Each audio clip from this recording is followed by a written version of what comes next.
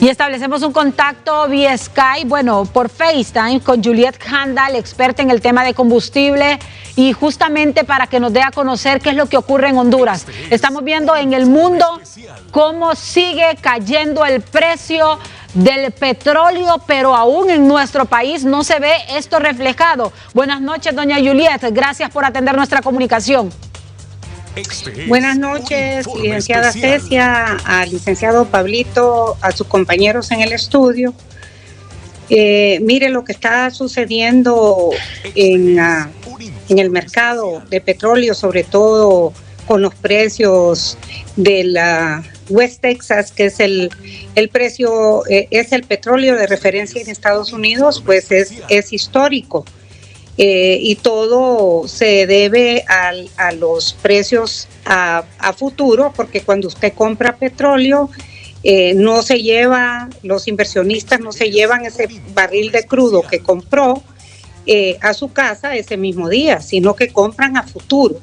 Es decir, ahorita lo que habían comprado, los contratos, eran para entrega en mayo, pero resulta que el almacenamiento, la capacidad, se ha extralimitado, y es más lo que, o sea, no hay capacidad de almacenamiento en Oklahoma, que es donde más se almacena, es el lugar donde se almacena para entrega el petróleo. Es tal el problema que los compradores o los operadores, mejor dicho, de petróleo de las compañías han querido deshacerse de esos contratos porque no hay almacenamiento, y eso sobre todo sucede con el petróleo de referencia en Estados Unidos, ya que el Brent, que es el de referencia en Europa, pues no ha caído, y las entregas de ese petróleo van a ser hasta junio, que se supone que tal vez ya pudiera haber un poquito de mayor demanda. El problema principal es que hay sobreoferta. Los países productores y exportadores de petróleo no se habían puesto de acuerdo para disminuir la producción, a pesar de que habían bastantes reservas y almacenamiento, sobre todo en Estados Unidos, y decidieron recortar un 10%, pero eso no es suficiente, ya que la demanda diaria era de 100 millones de barriles y ahora bajó, está como en 80.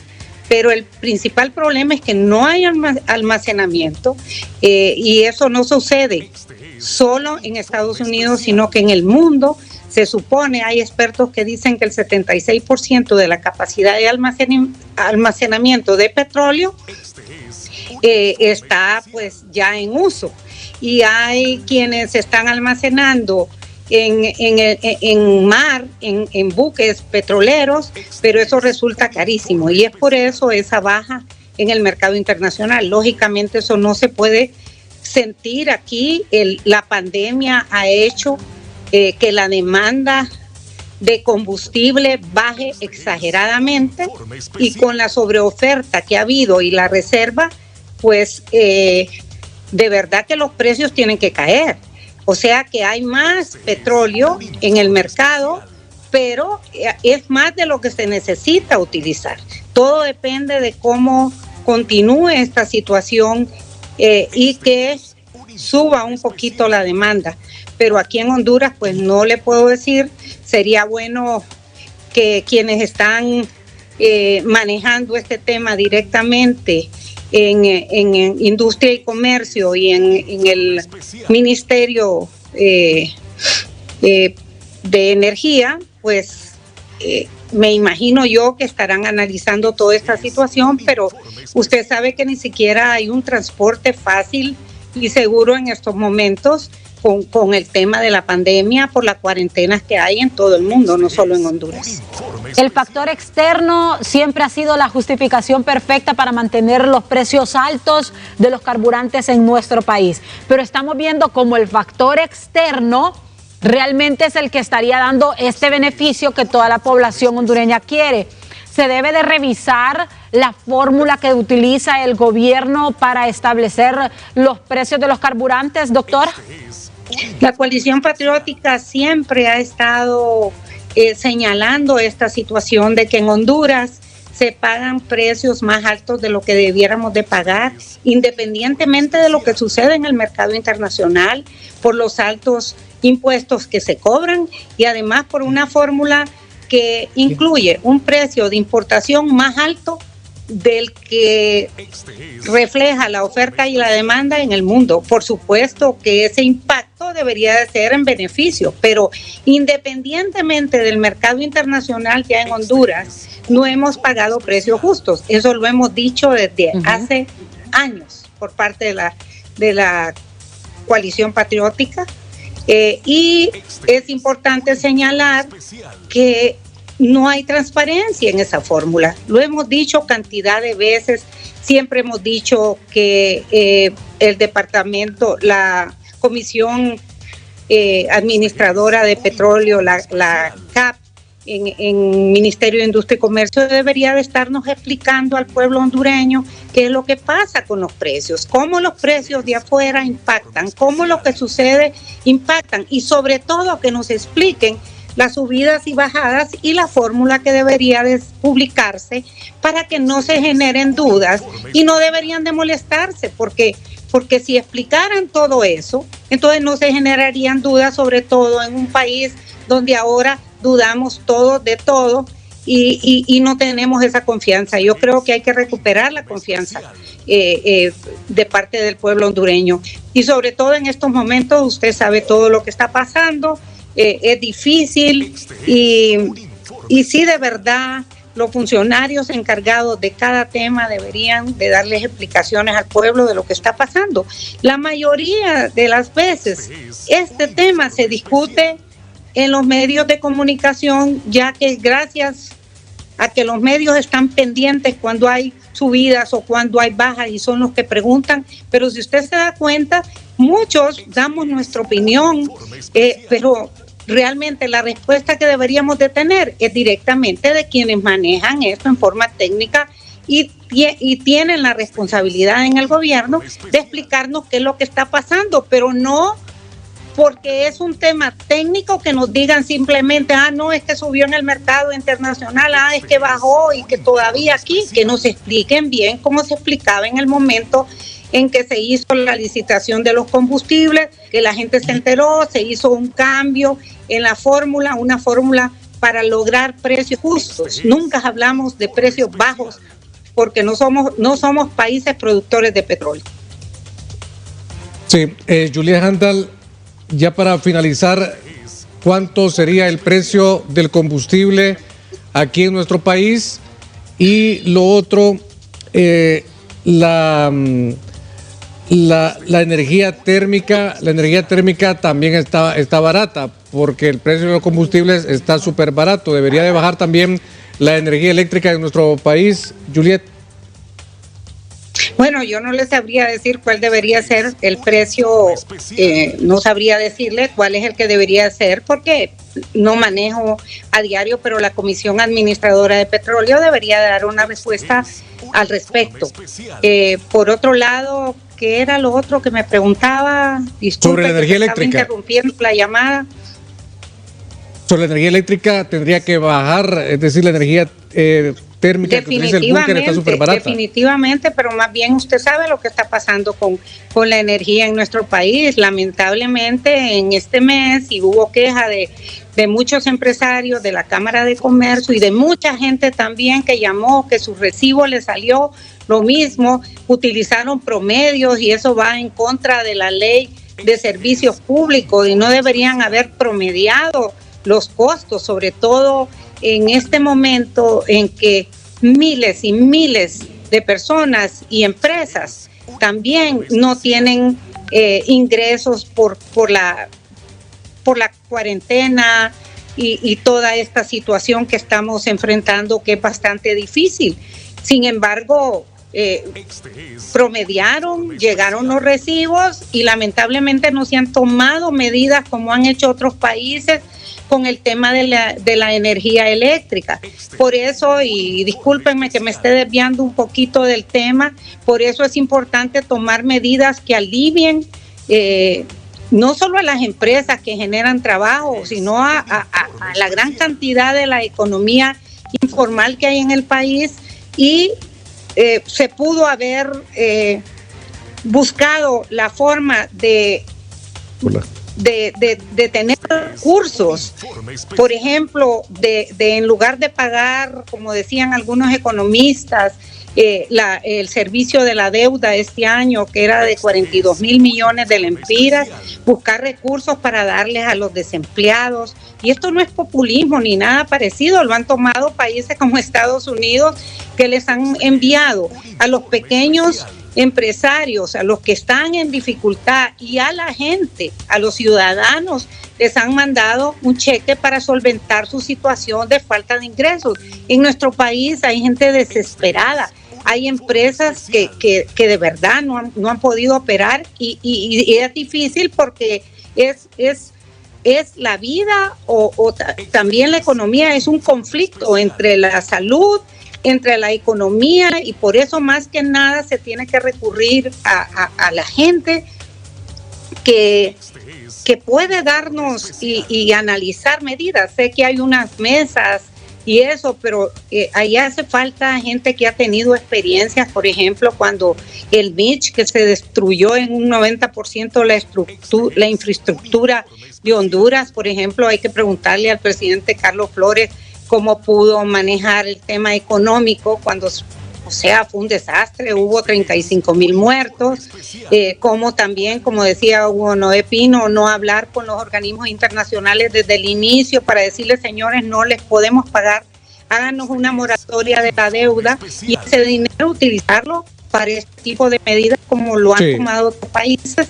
Y la verdad que no se hizo de esa manera. Yo sé que no es fácil esta situación, pero sí hay que tomar experiencia, y sobre todo de la gente que más sabe, no solo en el campo económico, sino también en el campo de la salud. Me da tristeza que hayan gran cantidad de profesionales y sobre todo médicos, como lo dice la doctora Suyapa Figueroa, más de 18,000 médicos desempleados que pudieran estar ayudando, como sugería un grupo de asociación de médicos jóvenes que decían, queremos trabajar, podíamos hacer un abordaje con pruebas en los barrios y tantas otras cosas. Yo creo que en Honduras hay gente muy buena con el deseo de aportar, gente preparada, que puede dar sus ideas, y yo creo que hacia eso deberíamos de estar todos abiertos, porque en este momento deberíamos de estar unidos. No es el momento de discriminar, ni de sectarismo, ni nada por el estilo. Estamos viviendo una situación bastante difícil que aún no hemos visto las consecuencias de todo esto. Bueno, muchas gracias, Juliet Handal. Y aprovechando ya que estamos hablando también de este tema sobre la salud de nuestro país, usted también es dueña de droguería. Quisiera saber si usted vende mascarillas, a cómo las vende, y si vende gel, a cómo lo está vendiendo. No, nosotros somos una industria farmacéutica. Nos hemos dedicado siempre a la producción de medicamentos. En nuestro caso le puedo decir que estamos operando, gracias a Dios.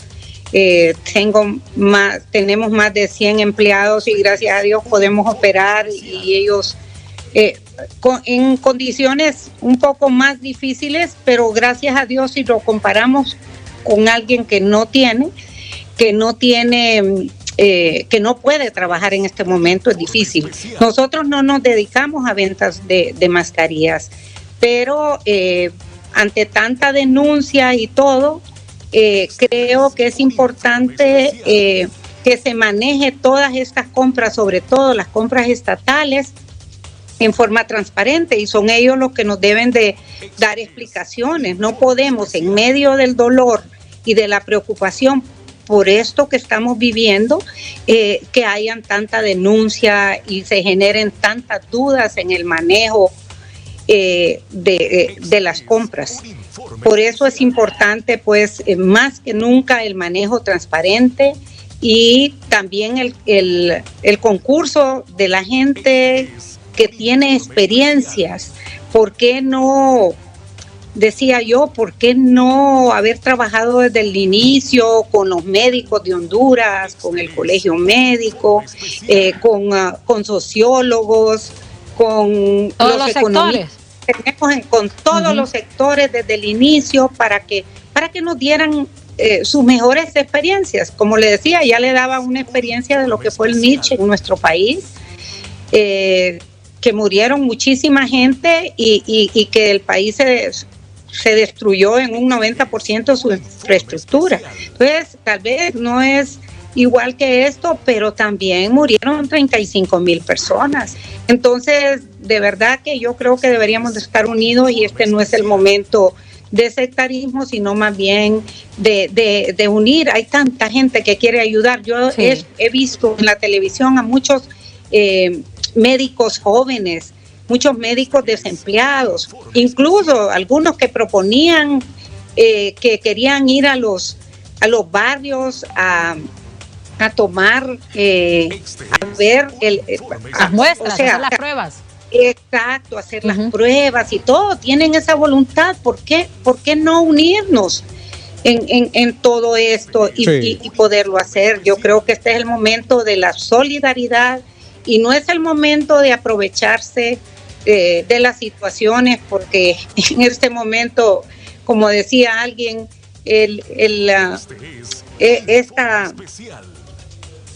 esta situación no escoge a nadie, ni margina a nadie, ni tampoco alguien tiene privilegios. A todos nos puede dar esta terrible enfermedad. Y entonces yo creo que dentro de todo lo negativo y el sufrimiento y lo que estamos afrontando, yo creo que esto también es como un mensaje de Dios para que reflexionemos sobre la forma en que actuamos y que nos demos cuenta que no hacemos nada.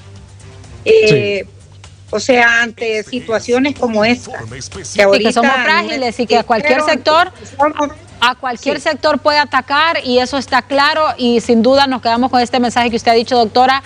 Es momento de la solidaridad, de trabajar unidos y de la transparencia. Estas son las lecciones que nos está dejando, sobre todo, sin duda. Sobre todo. Así es. Ya veníamos arrastrando una pobreza enorme en nuestro país. Mire, hay gente desesperada que uno conoce, que lo llaman, mira, fíjate que no puedo, estoy desesperado, no puedo ni trabajar, y así esto se refleja en cada quien ha de tener historias de gente que conoce. Nosotros, gracias a Dios, en nuestra industria, pues, o sea, desde las industrias estamos produciendo sí,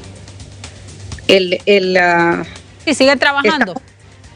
Sí, nosotros seguimos trabajando, como le digo, bajo condiciones más difíciles, pero gracias a Dios que lo podemos hacer, y gracias a Dios lo digo, no solo por nosotros, porque muchas empresas pueden aguantar quizás un mes, 2 meses, dependiendo, pero las micro, las pequeñas, pero no en forma permanente. Entonces tenemos que dar gracias a Dios que lo podemos hacer, y sobre todo tenemos que hacerlo de la mejor manera. Así es. ¿Verdad? Bueno. Y para poder más bien ayudar en lo que se pueda, y dependiendo de la capacidad y alcance que cada quien tiene. Pero la verdad que es una situación bien difícil que nos debe ayudar a reflexionar y a pensar que somos tan frágiles que deberíamos de verdad cambiar. A todos esta situación nos ha hecho reflexionar, y Dios quiera que de esta situación salgamos siendo mejores. Así es. Mejores seres humanos. Así es. Muchas gracias, doctora, por su importante participación en HCH Nocturno.